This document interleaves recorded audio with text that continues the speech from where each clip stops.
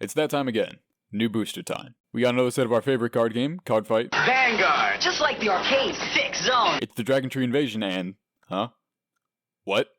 Why are you purple now? There's how many reprints? Hey there folks, Set 9 for D4 is coming out, and I'm pretty excited for it, so I thought it'd be a little fun to do a primer on the cards released in the set. Not every card, but basically every card. Let's dive straight in at the triple rares, starting with Dragon Empire. And starting off with the banger, King Shadi is the long-awaited arm searchers Bavsargra players have wanted since day one. Not only are there more ways to find spears, so the deck doesn't fall over from not seeing its most important piece, but it's even more draw power for the deck, which means it's in combination with Set 7 Samhati, the deck is actually so much more boosted in advantage that people are even trying fronts over draws so they don't deck out. This is honestly amazing that they made the arm searcher this good. The cost is reasonable and practically refunded the moment you use it. Being able to draw a card while going plus on soul is incredibly helpful for the front row tire to be online, and it's even nice enough to hit some good numbers. I mean, everything hits good numbers when Trick Moon is behind it, but still. This card changes how the deck is built and played. However, it's good even if you just replace what you were playing before as the last remaining slots in the deck. The rest of the Bav support you can probably ignore.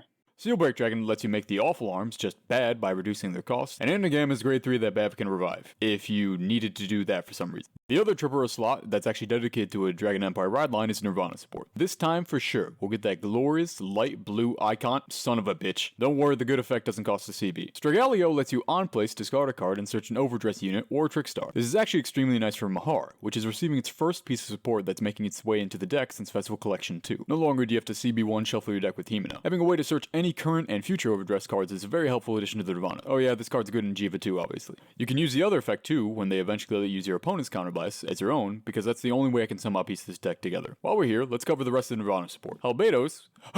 Oh god damn it, it's Burning Horn. Halbedos lets you counterblast 1 for Cycle of Arena and top 5 check of Arena name as well. Now this is a player dragon that technically does give you advantage, but come on, how much CB do you think this deck has? Anyways, it's not a bad card, but it's hard to see a time when you'll use this given Jiva's resource issue. Don't worry, this next card is what everybody's been waiting for. By popular demand, they've finally given us Overdress cross Overdress hybrid support. Gladden Prayer is a grade 3 normal order that lets you choose 2 of your units, one Overdress, one cross Overdress. The Overdress unit restands on Vanguard attack, and the cross Overdress unit gains 10k power until the end of the turn. Now this card is probably very fun for deck builders. People don't ask if they should, but if they could. But that's mostly it. You're already asking for a big consistency issue with these decks with how many pieces you need to form a single unit, and throwing an order in there that only works if you already have it all is probably not helping that issue. Oh well, at least Jiva probably got some decent prayer dragons in the lower rarity slots. Nope. Better luck next time. The last triple row slot for Dragon Empire is the Dragontree support. You can play the Dragontree Vanguard in any nation since it's nationless, so each nation is getting a single triple rare to help support it no matter which nation you choose. They all have the same first effect, on place counterblast 1 and put a Dragontree marker on a rearguard circle. Units on the mark circle get plus 5k if your Vanguard is Dragontree or Masks, but we don't know about that yet, so just be patient. Draco Batical lets you Soul Blast 1 when you retire an opponent's rear during the main phase to top 5 check and call a grade 1 unit. I won't really talk about how well these work in Dragontrees really, since you'll have to run them anyways just for the marker effect probably, but the skill is fine. Notably, Bav has some good grade 1s to find off this while being able to revive it, although this doesn't find Trick Moon since it's exactly grade 1 units, not grade 0. Eugene can use this to help find Oswald for his restand, and a little Archer in the future can use this card too. But that deck has much better cards waiting for him. Not bad, and might make its way into lists as a card to fill in for the rest of the slots. Fire Ross is Eugene support, and hey, he searches for a card the deck needs to work too. I guess since we didn't get a new Dragon Empire ride line this set, they decided to give most of the ride lines the in-archetype searches they've been asking for. Cool. Fire Ross searches a non-regulus piece, grade 3 normal order, it's Best Harvest. You're searching Best Harvest. It's always Best Harvest. This deck basically relied on this non-searchable order to gain any form of hand advantage before, so you can imagine how much of a godsend this is for the deck. It not only gives you your best card, but also becomes a 13k booster when you use it for Eugene's effect. Very cool. Oh yeah, new girl too. Hanadi, plus 10k when placed from the deck, in case you were planning on the other bad Eugene skill. She's spraying and praying like her life depended on it. Look at her go. You know what? I've been influenced. Dudes be like, Eugene is Dragon Empire propaganda. My brother in Christ, it worked. Double Dragon Empire's defense budget. Anyway, she doesn't actually seem that bad in some premium decks. Shojodoji did get a single card to support this set, and it was Rage's Spear. On place, if your opponent has a card in bind, Soul Charge 1, and it's 10k for the rest of the turn. Now, you don't really need that much extra soul in Shojodoji as long as you're hitting cards in your ride line and seeing Forktails, and the fact that it isn't even live before grade 3, because that's the only way your opponent will have a card in bind due to Shojodoji's effect, kinda sucks. This deck is hurting for more stealth units, so it's okay I guess. Couldn't even make it always 10k if your opponent has a card in bind, which is annoying. Don't look at him, Madoka. They'll never replace you in your Jordans. The last card I'll talk about for Dragon Empire is actually part of a series of cards Bushiroad likes to call Cycle units. Cycle is actually an MTG-based term about a series of cards that have one or more similar traits or share a common theme. Usually the similar cards are spread across all colors, or in this case, nations. These particular Cycle cards are focused around you persona riding and having a powerful effects locked behind it. So let's take a look at the first one to show you what I mean. Desolate Spark Dragon. If you Persona Road this turn, when this unit attacks a Vanguard, Soul Blast 1, retire one of your opponent's rears, and this unit gets plus 5k until the end of the turn, and bind 3 units from your opponent's drop. They choose. Now, this might look underwhelming considering some of the other powerful cycle units we'll see later, but would you believe this is actually one of the most efficient ways to retire in Dragon Empire? Most of the Dragon Empire generics read Counterblast 2, Soul Blast 5, discard 2, then kindly ask your opponent if they want to retire their rear guard. But Desolate Spark Dragon eats a rear for just 1 soul. It's not a bad card, but no DE deck is really consistently Persona riding right now, so it's hard to make it worth running. Oh yeah, the bind effect will probably not be relevant since it's your opponent's choice. You can make something work with Premium Murakami if you want to, but good luck Persona riding in that. On to Dark States, starting with the cover boy, Bruce. Vehemance Bruce is a new grade 3 and says at the beginning of your battle phase, if all your units are Diabolos, until the end of your opponent's turn, you are in Final Rush. And if your opponent's grade 3 or greater, you Final Burst. Then, when he attacks in Final Burst, you can restand a column with Diabolos rearguards, and they both gain plus 5k. Pretty simple 4 attack effect. In fact, that's basically all he does by himself. This deck's going to entirely depend on how good the Diabolos rearguards are to show how good the actual deck is. Now, it might seem like a pretty strict card pool being limited to only Diabolos units, but since they've been pushing out these football team members since the start, that's actually a wide variety to choose from. Notice how this Bruce says until the end of your opponent's turn. This makes some previously mediocre effects not so mediocre, notably Stephanie being able to make Bruce 18k on your opponent's turn, which is something I still can't believe they let through the ruling. I guess that's what you get for being the star player. Of course, with a new Bruce, we'll be getting new Diabolos units, especially with how xenophobic this one is compared to the old one.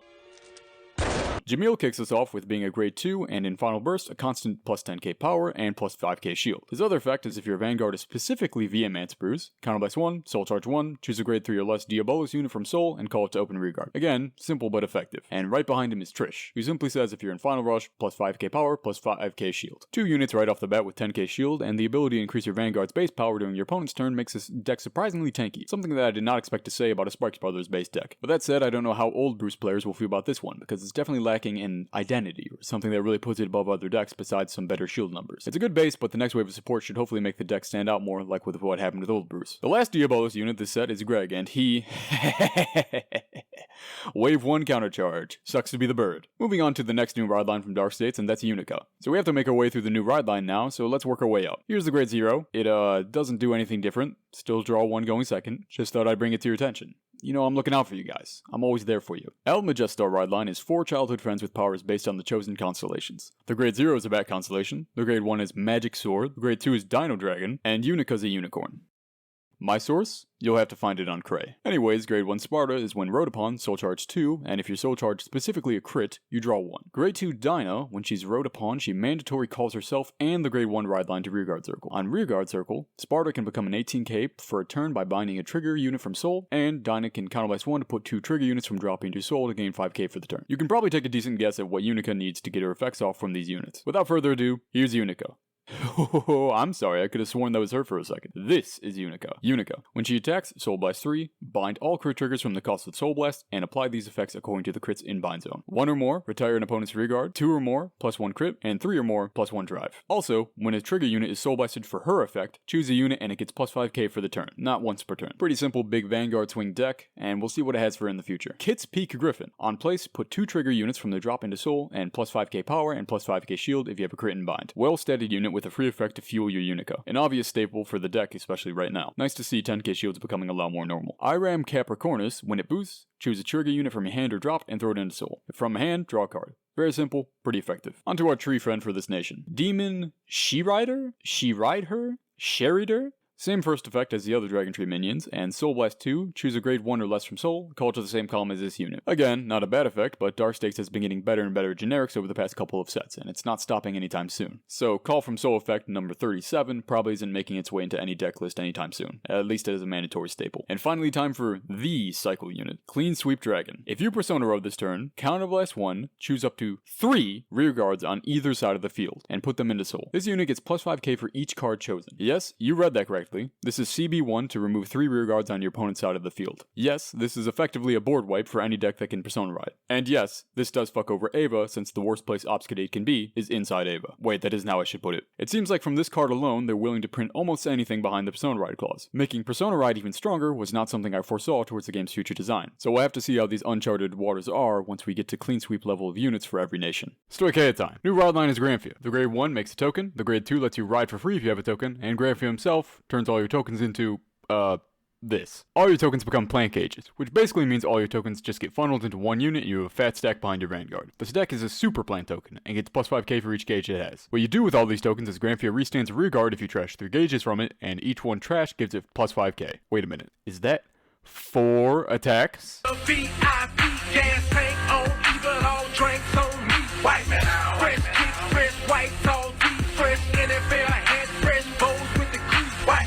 Don't worry, I don't think Inlet will gatekeep this time. Mostly because the deck doesn't even really want to go into a grind game where you get that free advantage. If you didn't notice, the Super Plant token gets giant with minimal effort from its included support. Granfia himself is swinging for 40k plus on turn 3. That's another thing. There's no your opponent needs to be on grade 3 restriction either. A lot of Stoicheia decks have positioned themselves into an aggro playstyle, and Granfia is no different. In fact, he might be the best version of Stoicheia aggro so far. Moving on to his support, gee, I wonder what they're gonna do. Ran or Renji? It's grade 2 Salvia, but if your Vanguard is Granfia, you get another token at the start of the battle phase. Yes, all the support is making plant tokens. Varmin Pumpkin is adorable, and he basically does the same thing by making 2 tokens but for Soul Blast this time. And you guessed it, another unit that makes 2 tokens. However, Horo Mushroom has a lot more applications. You put him into Soul and get 2 plant tokens. This has been seeing some play in a myriad of other Stoicheia decks, such as Rora, Leonord, and even Zorga. It's a 2-for-1 body and gives you a soul while it's at it. Stoicheia decks tend to be one of the more resource-conscious nations, so anything that's able to just give it free resources is going to be very welcome in future Stoicheia decks. Pick some up while you can. Speaking of future Stoicheia decks, let's talk about old Stoicheia decks. Magnolia is free to rain terror on us again, and to celebrate, they gave us new support. Goyle Dote lets you put itself into Soul, draw a card, and goddamn it, it's another Inlet Pulse. You can play 8 of them, the pulses at Magnolia now. We went from 0 to 8 just like that. Play the footage.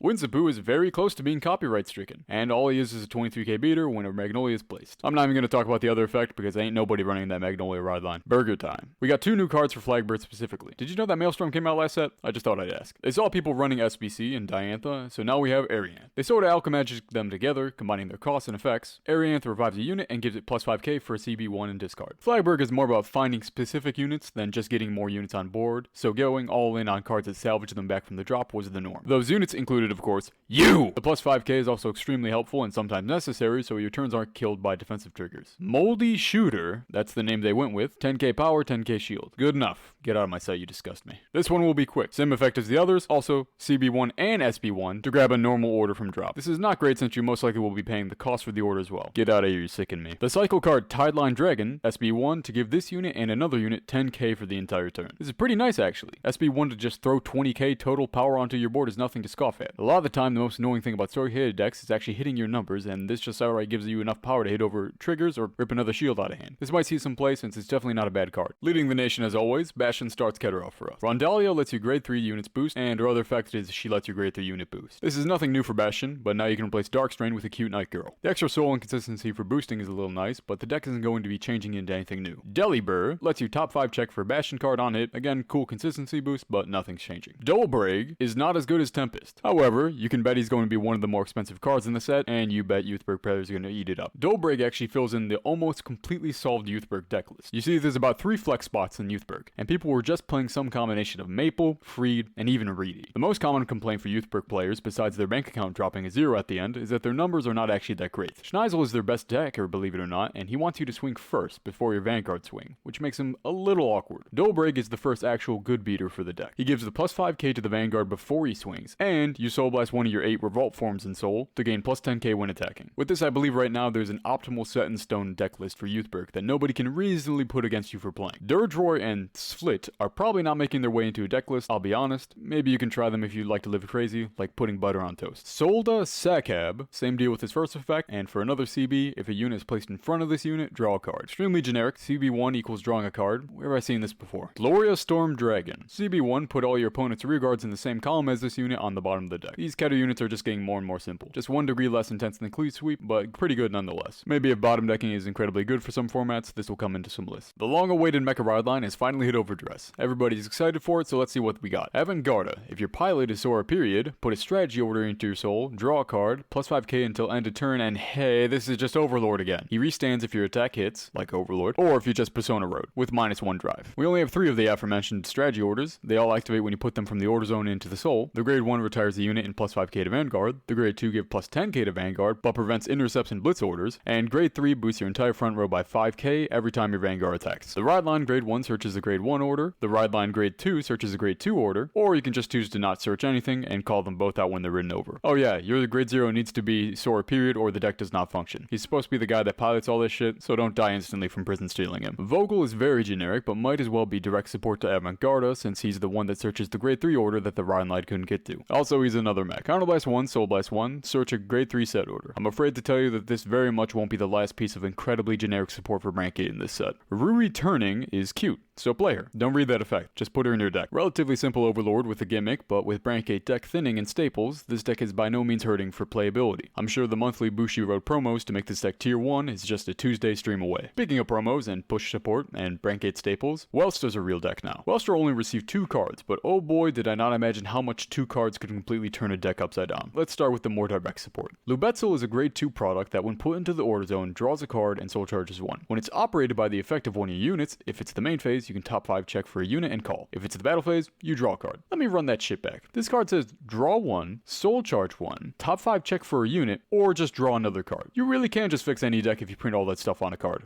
Huh. I don't need to tell you how much of a game changer this is for the deck. It's kinda crazy that Bushiroad saw the one rank 8 deck that wasn't doing well and immediately gave it the best possible support in Wave 2, but I don't believe in nation favoritism, and I'm sure the next card won't change my mind. Okay, let's talk about this. Free Heights, when he's placed if you have a set order, counterblast 1, discard a card to search your deck for one product, and if you put one into hand, you may put a product from your hand into the order zone. Or, search a card with the same name as your Vanguard. This is a Persona Ride searcher for every single rank 8 deck. Listen, I get that every deck is hindered by the nation's gimmick of being forced to play shieldless orders, but come on, this is an insane privilege.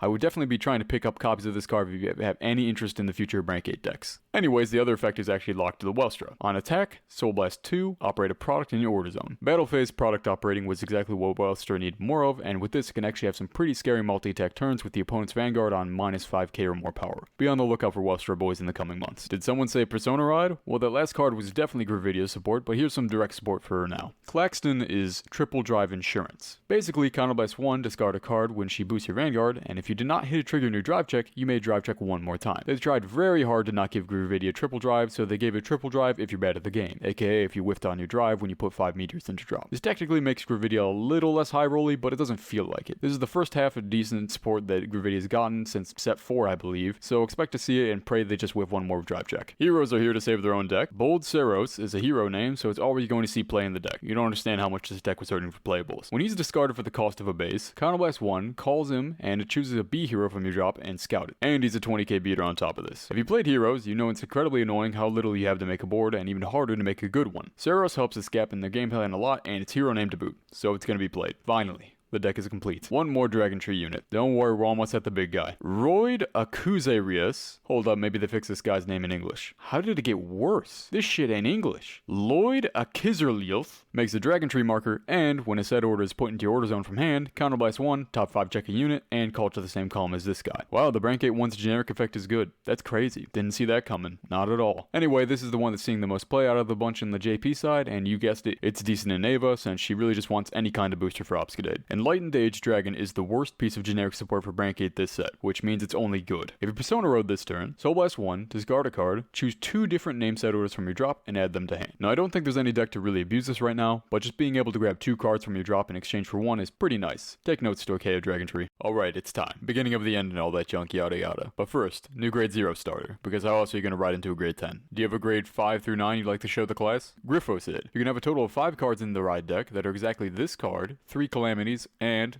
the OT. The starter is not meant to change until you Dragontree, so it gains power over each turn accordingly. The main effect is that at the beginning of the main phase, choose a Calamity order from your ride deck, put it into Soul, and then once you have 3, you can put all 3 Calamities back into the ride deck face up, and ride the grade 10 from your hand or deck as stand. Then, once you ride, you can put 2 Dragontree markers on your rearguard circles. At long last, the power creep in Vanguard has finally hit grade 10. Behold, its monstrous power- oh, it's still only 13k. Griffogilla is the first grade 10 and highest number grade unit in Vanguard, until they release grade 100 million at the end end of Overdress Season 9, where Yu fights Broly for Cray Survival. Let's see what the big guy does. During your turn, he gains 5k for each marker, so will automatically be getting plus 10k immediately since the starter makes 2 of them, but once you get the third, he gains a crit. Its big flashy effect is that when he attacks a Vanguard, choose one of your calamities you put into your ride deck and remove it from play. If you can't remove any more calamities, you can activate the OT you have in the ride deck. The OT is specific to the nation you decided to play Dragontree with, or you can use the Cray one. After you activate it, restand all your rear guards on a Dragontree marker. Boys, we've done it. We've fixed the overtrigger by making it inevitable. Dragontree is definitely interesting. Right off the bat, you have more than half a dozen builds just from picking a nation alone. Not being able to play all the Dragontree support that it got in the set in the same deck since they're nation locked is a little weird, but the deck building freedom you get from it is incredible. The most common build for Dragontree seems to be Dragon Empire so far. You can call down Esperidia on turn 3, and Dragon Empire generics aren't the worst. This could very easily change since all you need is a good mixture of generic cards to work and to survive until the kill turn with OT. The problem right now is what the deck does until then. You can't call units down until turn 3 since you're on grade 0, and while the main Vanguard swing on turn 3 could be a little bit threatening, you don't exactly have enough support for the rearguard swings to matter besides markers. Very excited to see Dragontree support that's completely useless to every other deck spread across all nations in the upcoming sets. In the same breath as Mr. Grade 10, we got new effect heals that proc when your grade is lower than your opponent's Vanguard. Wait a minute.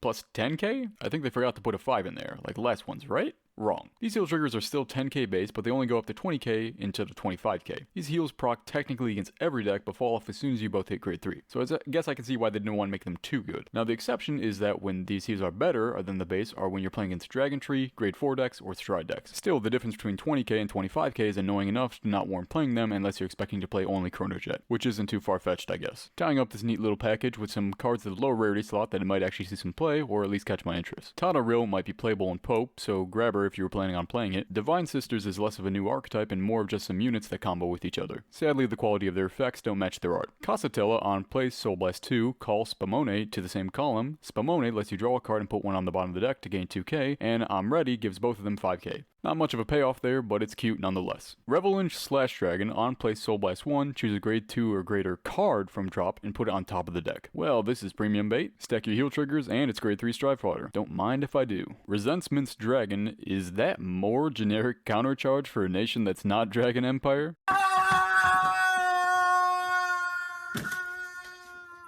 Bulky Sawstag and Burly Axe Beetle are just two guys having a good time. Prolific Orange. I feel like we could be doing so much more with one CB at this point, but I guess we needed a fourth card that makes 2 tokens in this set. Addison and Madison are some combo units that, when Addison attacks, if your opponent has 3 or less rear guards, Soul Blast 2, gain plus 5k, and if they have 1 or less, gain plus 10k instead. Then, when Madison boosts Addison, she refunds the cost of Addison. Being a 28k column immediately on grade 2 with relatively low commitment and setup is pretty good actually. I could even see this played in the Dragon Empire aggro deck. Sargon on boost gives the red text to one of your units for the on hit, choose 2 cards from your drop and put them in their soul. Yep, that's right, that's a GG cost right there. Lady Fencer of Quantum Recurrence is a 13k grade 1 if you have 2 or more cards in the order zone. Being able to be 13k easily and early can be overlooked in D format. Hitting those numbers early can really pay dividends later, so don't sleep on this card if you need to fill a couple slots in your deck. Before I go, I want to talk about the main difference between the English release and the Japanese release. The reprints are slightly changed, or rather they've added more. Now at the time of this recording we don't know exactly the ratios per case of what reprints, and looking at the list it might not be great. Not only are the effect triggers being reprinted again, thank god, but we know that set 4 triple rares are getting reprinted, notably Inlet Pulse and Brainwash Swirler. And on top of all those, set 1 double rares are getting through into the English release. Megan, which was from Festival Collection, is getting thrown in because Bruce is in here. Bubble Mine is a much needed reprint, and Painkiller Angel isn't too bad either. Toga Chirashi and Elenia aren't bad cards, so seeing them reprinted isn't the worst, but they could be better. All I want to say with this section is that you shouldn't get your hopes up with the prices decreasing with this set. There's just way too many reprint slots for them to have any meaningful impact on the big reprint targets. All this will do is prevent them getting comically crazy with their prices, if they aren't already. Well, that wraps up about everything I want to talk about with set 9, and it really do be a Dragontree invasion. I already have some ideas for what I want to do with the next set, so